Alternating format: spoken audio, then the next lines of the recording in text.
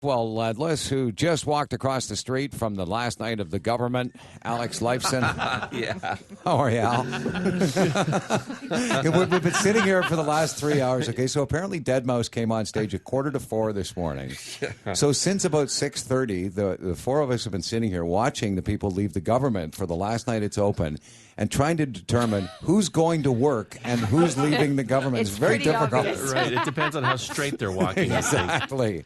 There are a few jagged lines. How you doing, pal? Good. Excellent. Good, really good. We noticed that you got a few friends waiting for you. We knew that would be the case. It's been.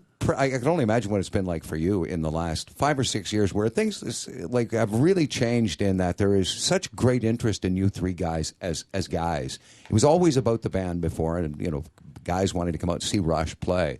It's really very much more about your personalities in the last few years. Has a lot of that been because of the documentary? A lot of stuff happened all at the same time, or in a sequence, a tight sequence. There was the documentary, of course, and there was the I Love You Men film and the Hall of Fame, and all of these things sort of happened. And it's quite remarkable to us that we're as popular as we are now. I think probably in the early mid-'80s, we were sort of at our peak popularity in the first round, and it's always been strong for us. But the last, as you say, 5 or 6 years have been quite crazy. Do you notice a lot more interest in you as a guy as opposed to just as a guitar player? As a guy, I don't know. Well, and I'll tell you why I say that, because I watched it again this morning. And Al, that video of you and your parents, and it came from a documentary that was done, a guy named Alan King, and it was called "Come On, Children." And it was you and your parents and it's some of the most stark filmmaking you'll ever see. By the way, your hair was awesome, man. Yeah, and you were making $80 a night. But there was something about that conversation, and I think people really latched onto that with you because it goes on in just about every house on this continent. I'm asked about that more than anything else. I auditioned for that film. Alan was making a documentary, and he was a very well-known documentary filmmaker at the time, sort of like reality programming, but he was way ahead of the curve. He had one particularly famous film called A Married Couple, where he moved in with the couple for a year and, went from a happy household to a divorce, and he was a fly on the wall kind of thing for that whole year. And that's the way he made his films then. And this was a film about 10 kids living on a farm in Newcastle, Ontario, from different parts of the city, from Toronto, for 10 weeks, and sort of film what happens, the kind of dynamics that develop between these 10 kids, teenagers. I was one of 350 people that auditioned for it and got the role, as well as a couple of friends of mine. And that day that our parents came up, we had a luncheon just for our parents to see what was going on up there. We were all, 16. Well, the youngest was 14, and I think the eldest was 17. So we had our parents up. We did a little tour of the house and had a luncheon and sat down. And then we just had a conversation, and then it developed into that conversation that's on the film. And that's just a small piece of a broader conversation that involved more kids. But, of course, with the documentary, it fit in, obviously, with my bit. So I always get asked, who films their dinners with their parents? Well, the fly on the wall aspect. I mean, really, the conversation is so naturally flowing that you can't actually believe, because you know the way we get when a camera's on. And it felt like none of that. Did your folks end up coming around at some point? Did they go, hey, you know what, maybe we're onto something here? Well, I completely understand my parents' position. They were worried. They were Eastern European, post-World War II refugees who came to Canada, and they started a new life here, new language. Everything was different, and it was difficult. There was a bias against people like that, and they had to deal with a lot of stuff. And finding a job was tough. I remember my father always working 2 or 3 jobs, and he loved to work. And he believed if you wanted something and you needed something, you went out and you worked for it. So, we were raised with that good work ethic, and I don't know. It's tough for them. Well, the work of Alex Lifeson with us, 17th and 19th of June, Q107 concert presentation tickets on sale on the 6th. One of the things, and we mentioned this when the show was announced last week, is that you guys are known for having such a professional organization yourselves, and the way that the Rush, camp, the Rush family conducts itself. We know about the tours with Kiss and AC/DC, but was there any band back in those formative years that you went, hey, let's really watch the way these guys operate, not only just as musicians, but as touring artists and as people?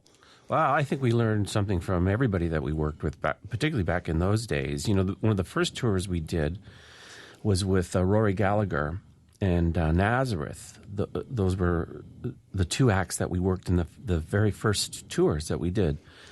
And both of those bands were great. They were really wonderful people. They became friends. We watched how they dealt with situations, how they dealt with us, and we learned a lot from them. There were other bands that we worked with that were not so friendly and made life difficult purposely, and we never forgot that. So when we came up to that position where we were headlining, we had opening acts, we always made a point of making sure as best we could that they got sound checks, that they got everything in their dressing room that they needed, all of those things. It's no big deal. It's being Canadian, being polite and considerate of other people, and we learned from everybody, and I think we feel good about the way we've treated bands. Now we haven't had an opening act in, I can't even remember, 15 years or something. So, and looking back the last 5 or 6 years, those same 5 or 6 years, you guys have been out on the road quite a bit, and I noticed, and one of the things that folks are talking about with this tour is, the last one of this magnitude. Well, in your mind, what does that mean to a Rush fan who is looking at tickets for anywhere on this tour? What does of this magnitude mean? Well, you're right. We've been working like crazy for the last 5 years. It seems like it's been nonstop. We've gone from some studio work to a tour to finishing the Clockwork Angels album, back on tour. It just was nonstop, really. And after the last tour, we were exhausted, really completely exhausted. And we decided to take this year off and just reconnect with our families and other things. I think over this past period, we've gotten to really like being home and enjoying our family time. My wife and I did a lot of traveling, stuff that we wanted to do for decades that we haven't been able to, because we have kids and grandkids and, all of those things. So we took advantage of having that time off and doing those things. Coming back to another big tour was a really tough decision this time around. I think you can see that in the number of dates. It's a much shorter tour. We're getting excited. I will admit it's been slow for me to get excited about it, and I think probably for Neil it has been too. Getty's ready to go on tour. What time is it now? Like around 10:30, I guess. He'd be ready.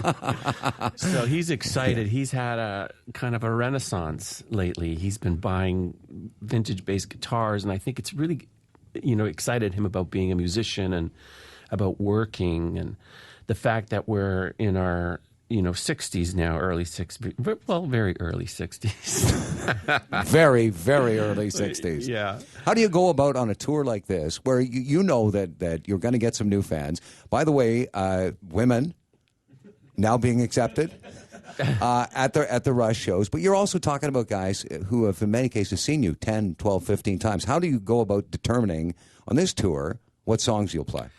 That's always a tough one. We've already gone through a couple of different scenarios, set list scenarios. We've been doing some editing and dropping some stuff, and we have an idea about how we want to approach it in terms of the whole show from front to back.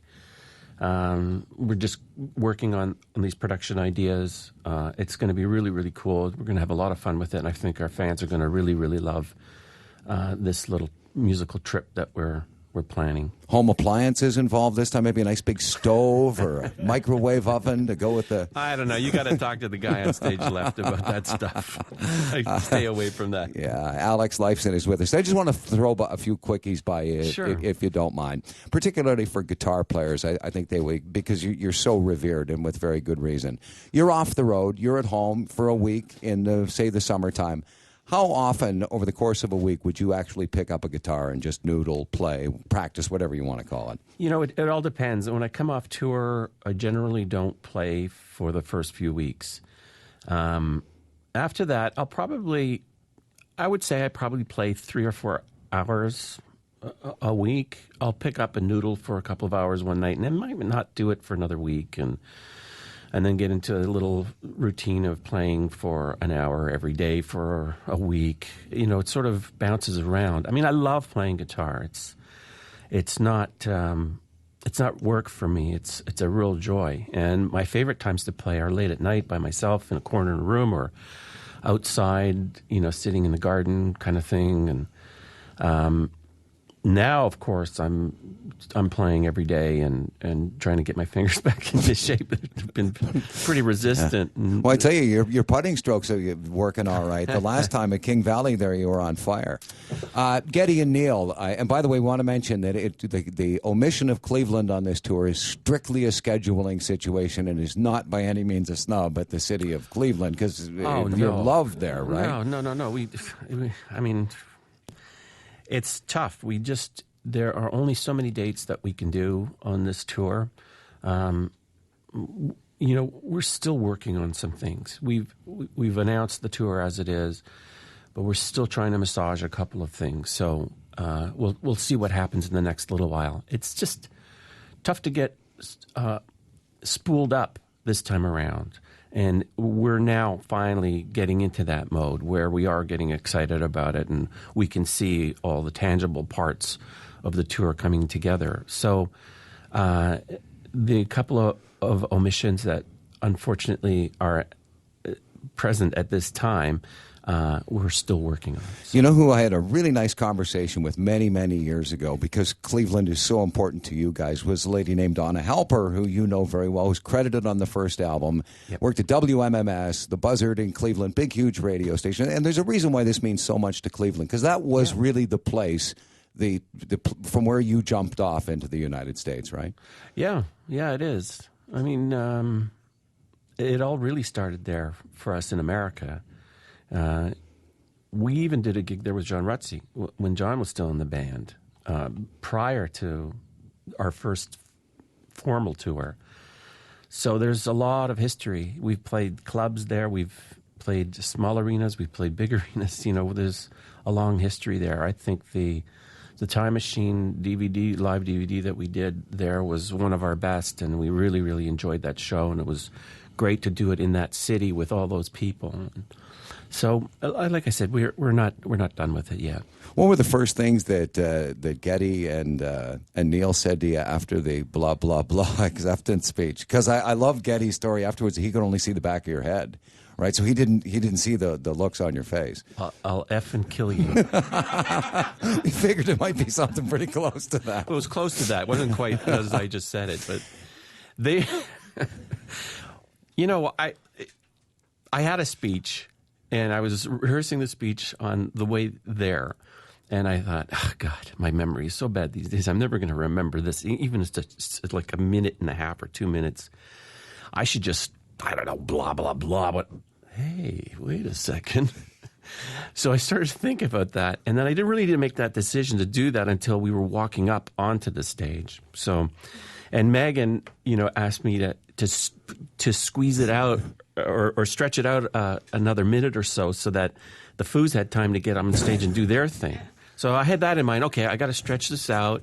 I can play this up a bit. And it was very nerve-wracking to be up there. And Ged and Neil had no idea. I mean, they had a teleprompter, and my speech was up on the teleprompter, and it was certainly not the same speech.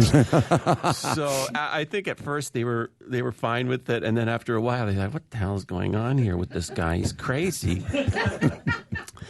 And I think they were actually pretty freaked out by it until we went backstage and people were laughing and the best speech ever, kind of thing. So I was quite relieved by that.